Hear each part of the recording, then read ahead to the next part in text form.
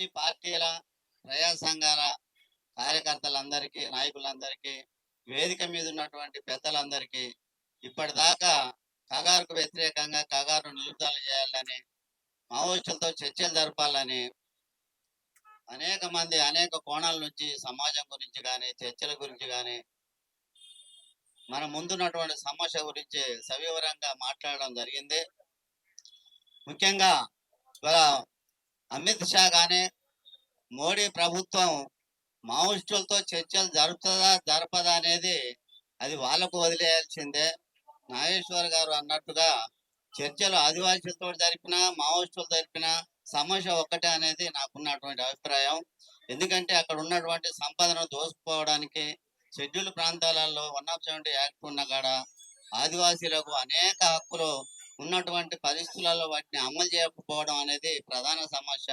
ఇవాళ గత ప్రభుత్వాలు గత 78 సంవత్సరాల నుంచి కాంగ్రెస్ కానీ, జనతా పార్టీ కానీ, ఇప్పుడు వచ్చినటువంటి భారతీయ జనతా పార్టీ కానీ, ఈ పార్టీలన్నీ కూడా జాతీయ పార్టీలైనా ప్రాంతీయ పార్టీలైనా ఈ దేశంలో స్వాతంత్రం వచ్చిన దగ్గర నుంచి ఇప్పటి వరకు ఏ ఒక్క మౌలిక సమస్య కూడా దేశ ప్రజలు ఎదుర్కొంటున్నటువంటి ఏ ఒక్క మూల సమస్యలు కూడా పరిష్కారం కాలేదు.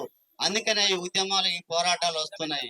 ఈ ఉద్యమాలు పోరాటాలు అవి రూపాలు వేరు కావచ్చు, ఒక్కొక్కరు ఒక పందాను ఒక మార్గాన్ని ఎంచుకోవచ్చు, మార్గాలలో తేడా ఉన్నది కానీ లక్ష్యం అంతా ఒకటే అనేది తెలియజేస్తూ ఇవాళ మోడీ ప్రభుత్వం అయినా ఇంకే ప్రభుత్వం వచ్చినా కూడా ఈ దేశంలో సమస్యలు ఉన్నంత వరకు ఈ ఉద్యమాలు పోరాటాలు ఉంటాయి, ఇవి కొనసాగుతాయి.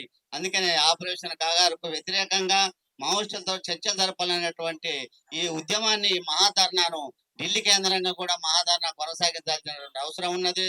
దానికి కాంగ్రెస్ నాయకులు కానీ, ముఖ్యంగా మన సిపిఐ నాయకుడు నారాయణ గారు కొద్దిగా చొరవ చూపించి ఇండియా కూటమిలో ఉన్నటువంటి పక్షాలందరినీ కలుసుకొని అక్కడ ఒక డేటు నిర్ణయించి అన్ని రాష్ట్రాల నుంచి మరి జనాన్ని పెద్ద ఎత్తున రప్పించే ప్రయత్నం కనుక చేసినట్లయితే మోడీ ప్రభుత్వం మీద అనేక రెట్ల ఒత్తిడి తీసుకురావడం జరుగుతుంది.